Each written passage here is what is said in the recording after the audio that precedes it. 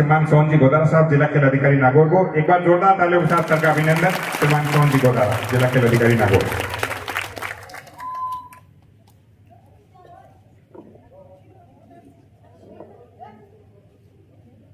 आज इस अकेली की धरती पर और स्वामी विवेकानंद जयंती के शुभ अवसर पर यहाँ के युवा सरपंच साहब का ये अनूठी पहल, जिसमें गांव का भविष्य कैसा होगा ये 3 पीढ़ियां साथ बैठकर तय कर रही है। दादाजी मौजूद है, पिताजी मौजूद है और पोते पोतियां सामने बैठे हैं। ये इस गांव का सौभाग्य है कि आपने इतनी बड़ी सोच के साथ इतने बड़े प्रोग्राम को इस गांव में आयोजित किया। इसके लिए मैं समस्त गांव को धन्यवाद देता हूं। आज जब हमारे पास सुविधाओं की कोई कमी नहीं है, हम वो सब चीजें जो रोटी कपड़ा मकान जिनके पास नहीं है उसको सरकार ने दे दिया, और बाकी कर्मठशील इन किसानों ने अपने बेटे बेटियों को वो सारी सुविधाएं दे दी जो उनको चाहिए। आप बच्चों जो सामने बैठे हो, आप अगर साइड में चेहरा घुमाओगे ना तो आपके सामने जो 70-80 साल के बुजुर्ग बैठे हैं, उन्होंने जिंदगी की उस तपन को झेला है जब इस धरती पर पीने को पानी नहीं था, चलने को गाड़ी नहीं थी, रहने को मकान नहीं था, गुलामी की बेड़ियां थी। उस दौर से निकालकर आपको उस दौर में लाए हैं जहां आपके पास सारे संसाधन हैं। ऐसा कहा जाए कि दुनिया आपकी मुट्ठी में है। लेकिन जब विकास आता है या कहते हैं कि तेज हवा या तेज पानी आता है तो वो केवल सुविधाएं नहीं लाता, उसके साथ कुछ गलत चीजें भी आती है। इसलिए कहते हैं कि पानी छान के पीना चाहिए और रिश्ता पहचान के करना चाहिए। और जब आपको ये सारी सुविधाएं मिल रही है तो ये भी तय है कि आपके साथ अच्छाइयों के साथ उन बुराइयों को भी आप ग्रहण करोगे। और आज के इस दौर में अमूमन छोटे छोटे बच्चे अपने दादाजी को देखकर ये सोचते हैं कि ये क्या जानते होंगे, क्योंकि उनको लगता है कि दादाजी अनपढ़ है, दादाजी पढ़ना लिखना जानते नहीं है। लेकिन उनको पता नहीं है कि दादाजी ने वो किया है, उसी का परिणाम है कि तुम आज इस जीवन को जी रहे हो। और जिस घर के अंदर उस बुजुर्ग को जब नकारने की मानसिकता पैदा होती है, वो परिवार कभी सफल नहीं होता है। वो बच्चे चाहे पढ़ लिख कर कितने भी अच्छे बन जाएं, उस परिवार के लिए कभी काम नहीं आ सकते।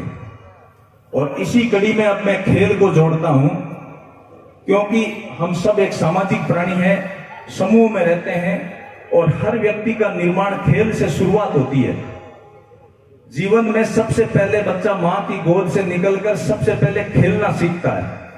और हम सब इस भागदौड़ की जीवन में सबसे पहले बच्चे को खेलना बंद कराते हैं कि भाई खेलेगा तो बच्चा खराब हो जाएगा। और अगर पिछले 20 सालों का अगर हम आंकलन करें तो पिछले 20 सालों में हमने बच्चों को खेलना बंद करवाया, और अब हम उन्हीं बच्चों से उम्मीद करते हैं कि वो खेलें और स्वस्थ रहें, जो कभी संभव नहीं है। तो अब मैं सबसे पहले प्यारे बच्चों आपको ये बताना चाहता हूं कि आप अगर खेलोगे तो आपका कैरियर कहां कहां बन सकता है, और अगर आप खेल की शुरुआत करोगे तो कैसे करोगे, तब आप खिलाड़ी बनोगे। सबसे पहले स्कूल एजुकेशन के अंदर सबसे छोटा जो एज ग्रुप है सब जूनियर का है, अंडर 14 ईयर जिसको बोलते हैं, जिसमें 14 वर्ष तक के बालक बालिकाएं खेलते हैं। पहले ये केवल 8वीं तक के बच्चे खेलते थे, लेकिन पिछले 2-3 साल से इसमें क्लास की लिमिटेशन खत्म कर दी कि कोई भी बच्चा जो 14 वर्ष तक का है, विद्यालय में पढ़ता है, वो खेल सकता है। दूसरा जो ग्रुप है वो है अंडर 17 ईयर, मतलब 17 वर्ष। और तीसरा एज ग्रुप स्कूल एजुकेशन के अंदर अंडर 19 ईयर है। और आप सभी को एक जानकारी बता दूं, अंडर 17 ईयर बालक वर्ग का कबड्डी का जो डेगाना के अंदर कैंप लगा था, जिसका कल शाम को समापन हुआ, जिसके अंदर राजस्थान ने गोल्ड मेडल जीता अपनी हिस्ट्री में पहली बार, तो इसके लिए सब तालियां बजाकर उन बालकों का हौसला अफजाई करो जो अपने राजस्थान के लिए कबड्डी जैसे एक संघर्षशील खेल के अंदर गोल्ड मेडल लेकर बच्चे वापस आ रहे हैं। तो उस मुकाम पर वो बच्चे पहुंचे हैं तो आप भी पहुंच सकते हो। ये तो हुआ आपका एज ग्रुप। उसके बाद स्कूल एजुकेशन के बाद कोई खेल स्पर्धाएं खत्म नहीं होती है। दूसरी जो संस्था खेलों को जो चलाती है उसको बोलते हैं फेडरेशन। किसी भी एक खेल संघ के लिए एक फेडरेशन बनती है और फेडरेशन अपनी प्रत्येक राज्य के अंदर एक राज्य इकाई, राज्य एसोसिएशन बनाती है और प्रत्येक राज्य की इकाई है वो प्रत्येक जिले के अंदर अपनी खेल, जैसे कबड्डी की एक जिला एसोसिएशन, एक जिला खेल संघ का, उस जिला संघ खेल संघ का निर्माण, ये सबसे बड़ी विडंबना है कि हम में से यहां बैठे जितने लोग हैं, मेरे हिसाब से 90 से 95% लोगों को पता नहीं है कि खेल संघ क्या है। जिला खेल संघ के गठन के लिए जिला क्लब निर्धारित होते हैं और वो जिला क्लब के वोटों से जिला संघ का निर्माण होता है और जिला संघ, सभी समस्त संघ, जिला संघ मिलकर राज्य संघ का निर्माण करते हैं और समस्त राज्यों के संघ मिलकर एक भारत की उस खेल संघ की फेडरेशन का निर्माण करते हैं। उस क्लब से आप खेलोगे जिला स्तर पर, जिला स्तर से खेलने के बाद आप जाओगे राज्य स्तर पर और राज्य स्तर से जाओगे आप राष्ट्रीय स्तर पर। इसको फेडरेशन की जो प्रतियोगिता है वो भी 3 चरणों में होती है, सब जूनियर, जूनियर और सीनियर। कुछ खेलों के अंदर मिनी प्रतियोगिताएं होती है, उसके अंदर कुछ युवा खेल महोत्सव भी होते हैं, लेकिन मोटा मोटी सब जूनियर, जूनियर और सीनियर 3 एज ग्रुप होते हैं। अब भारत सरकार, राजस्थान सरकार आपको इसमें कहां जॉब देती है। आपने कोई भी भर्ती निकलती है राजस्थान सरकार की, उसके अंदर आपने सुना होगा 2% स्पोर्ट्स कोटा। किस किस ने नाम सुना है? 2% स्पोर्ट्स कोटा, हाथ खड़ा करेंगे अगर किसी ने नाम सुना है। 2% स्पोर्ट्स कोटे में आप किस प्रमाण पत्र को काम में ले सकते हो? सबसे पहले किसी भी फेडरेशन द्वारा आयोजित अंतरराष्ट्रीय अपने ओलंपिक संघ द्वारा मान्यता प्राप्त वो प्रतियोगिताएं जो अंतरराष्ट्रीय स्तर पर खेली जाती है और जिसमें आप भारतीय टीम का प्रतिनिधित्व कर रहे हैं और मेडल जीत रहे हैं, एक तो वो। दूसरा सीनियर नेशनल मान्य, वो खेल जो भारत सरकार या भारतीय ओलंपिक संघ द्वारा मान्यता प्राप्त है, उसकी सीनियर राष्ट्रीय प्रतियोगिता। सीनियर मतलब जिसमें कोई एज लिमिट नहीं है। सीनियर उस खेल की भारत की सबसे बड़ी प्रतियोगिता में अगर आप स्वर्ण पदक जीतते हो, आप फर्स्ट ग्रेड जॉब के आउट ऑफ टर्न, मतलब भारत सरकार, राजस्थान सरकार आपको, अगर आपने राजस्थान टीम का प्रतिनिधित्व किया है और आप वहां से नेशनल में गोल्ड मेडल, सिल्वर या ब्रॉन्ज मेडल लेके आते हो, तो अगले 6-7 महीने के अंदर घर बैठे आपको जॉब देगी। 2022 से लेकर अब तक 400 से ज्यादा खिलाड़ियों को आउट ऑफ टर्न पॉलिसी के तहत राजस्थान सरकार ने नौकरी दी है। उसमें आरपीएस भी बने हैं, मतलब डिप्टी। उसके अंदर वन विभाग के फर्स्ट ग्रेड ऑफिसर भी बने हैं। उसके अंदर अपने लिपिक भी बने हैं। पुलिस के अंदर एसआई से लेकर कांस्टेबल, हेड कांस्टेबल भी राजस्थान सरकार ने भर्ती किए हैं। इस तरह से सभी विभागों के 400 से ज्यादा बालक बालिकाओं ने आउट ऑफ टर्न पॉलिसी के तहत राजस्थान सरकार में ज्वाइनिंग दी है। उसका उद्देश्य है कि खिलाड़ी को भविष्य के प्रति, खिलाड़ी खेल लेगा लेकिन वो रोजगार में नहीं पिछड़े, इसके लिए राजस्थान सरकार की ये स्कीम खेलों के लिए वरदान साबित हो रही है। और वर्तमान के अंदर जो खेल के मैदान 2020 से पहले तक खाली रहते थे, जिन प्रतियोगिताओं में 5-5, 7-7 टीमें भाग लेती थी, आज स्थिति यह है कबड्डी जैसे खेल में तो 100 से ज्यादा भी टीमें आने लग गई जिला स्तर पर और खेल के मैदान भरने लग गए। लेकिन दिक्कत क्या आ रही है इसमें? सभी को प्रमाण पत्र चाहिए, कोई खिलाड़ी बड़ा बनना नहीं चाहता। हमारे स्टेडियम में पर डे लगभग 50 से 60 लोग ऐसे आते हैं जो कहते हैं साहब हमारे बच्चे ने एक प्रमाण पत्र मिल गया तो वो नौकरी ला दिया। अगर आपके बच्चे को ये प्रमाण पत्र मिलेगा तो जो खेल के मैदान में पसीना बहा रहा है उसको क्या मिलेगा फिर? और अगर बात सिलेक्शन की आती है ना, तो जहां तक मैं मानता हूं किसान से बड़ा सिलेक्टर कोई इस दुनिया में पैदा नहीं हुआ। और उसका जीता जागता उदाहरण है कि किसान हाथ में जब बारिश आती है तो खेत के अंदर एक मुट्ठी अनाज फेंकता है और उसके अंदर अपना पसीना बहाता है, ईश्वर बारिश करता है और बोरियां भर के अनाज वापस उत्पादन करता है। और उस दौरान वो कितनी बार उस धरती में सिलेक्शन करता है कि मुझे पहले कौन सा बीज डालना है, फिर कौन सा खरपतवार छांटना है, उसके बाद उस फसल का ध्यान रखना है और कौन सा कीटनाशक डालना है, कीटनाशक के बाद उस खेती को कब लेना है, उसके बाद जैसे मारवाड़ी में अपन कहता लाटो निकाले और उसके बाद उसमें से वापस उस बीज की छंटाई करना कि अगली साल मैं कौन सा बीज इस खेत में डालूंगा। कुछ ऐसा ही प्रोसेस खेलों की दुनिया में है। इसलिए आप किसान परिवार से हो बेटा और खेलों में बहुत स्कोप है। और अब मैं आपके सामने बात करता हूं नागौर के अंदर इस आउट ऑफ टर्न पॉलिसी से क्या लोगों को फायदा मिला।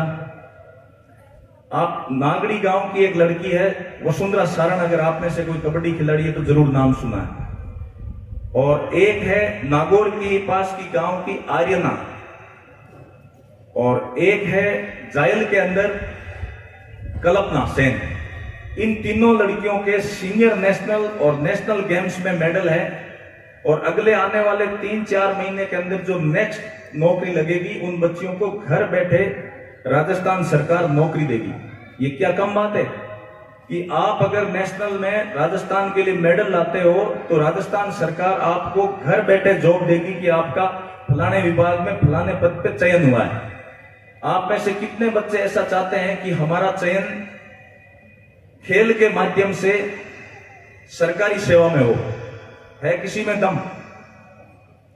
बेटे बेटियां दोनों से पूछ रहा हूं। बच्चों देखो, केवल सुनो मत, अगर आप जब तक इन्वॉल्व नहीं होंगे तब तक आपके कुछ समझ में भी नहीं आएगा। मैं ये पूछ रहा हूं, आप में से कोई खेलों में अपना कैरियर बनाना पसंद करेगा क्या? हाथ खड़े करो, अड़ोसी पड़ोसी को मत देखो।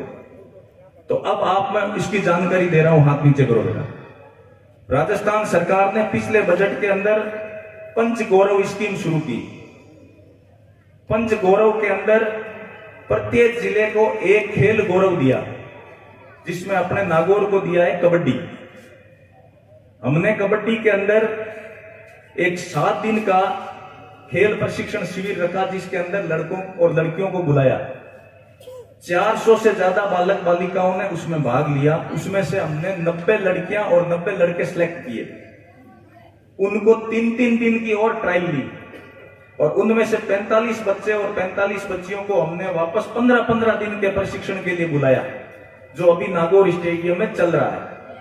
उनमें से हम 15 को और निकालेंगे, मतलब हमारे पास बचेंगे 30 लड़के और 30 लड़कियां, जिनको राजस्थान सरकार पंच गौरव स्कीम के तहत सत्र पर्यंत, मतलब पूरी साल उनका रहना खाना सब कुछ सरकार की ओर से होगा, प्रशिक्षण सरकार की तरफ से होगा, शिक्षा सरकार की तरफ से होगी। क्या आप चाहते हो कि ऐसी योजनाओं का लाभ आप उठाएं? तो आपकी जानकारी के लिए बता दें कि ये जब हमारा पड़ाव, तीसरा पड़ाव जब कंप्लीट होगा, उसके बाद हम इस ट्रायल को एक बार और प्रोसेस करेंगे, क्योंकि उस समय तक हमने हमारी कोशिश की लेकिन फिर भी बच्चे बच्चियों को इसकी ज्यादा जानकारी मिली नहीं। तो आप सभी को खेल जगत में अगर आना है तो गांव के खेल के मैदानों में खूब पसीना बहाना पड़ेगा।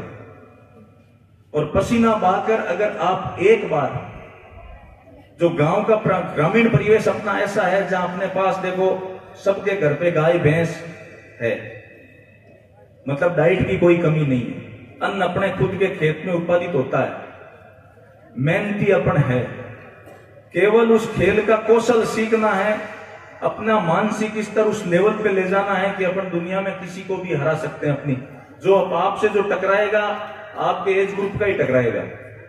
तो अगर वो हमें हरा सकता है तो हम भी तो उसे हरा सकते हैं या नहीं हरा सकते?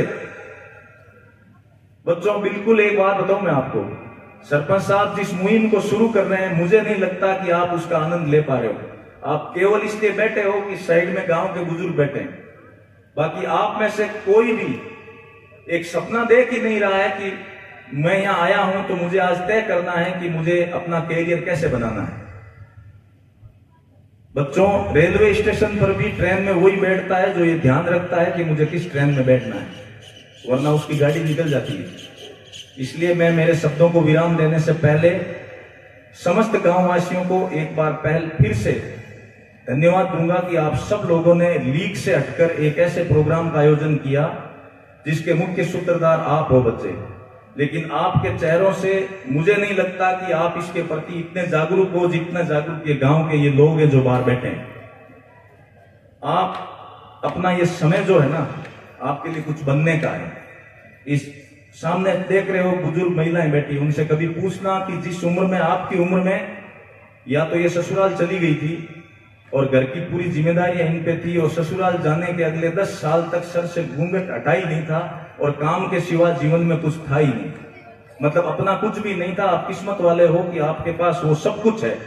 आप अपना कैरियर बना सकते हो, दुनिया में बड़े से बड़े मंच पर आप जा सकते हो, लेकिन जा तभी पाओगे जब जागृत रहोगे, और जागृति के बिना कुछ भी संभव नहीं है। इसलिए अभी जो नेक्स्ट वक्ता आए उनको आपको बड़े गौर से सुनना है, क्योंकि जो भी आएगा अपने विषय का एक्सपर्ट आएगा और वो आपको जो रास्ते बताएगा उसमें आप तभी जा पाओगे जब कान खोलकर सुनोगे।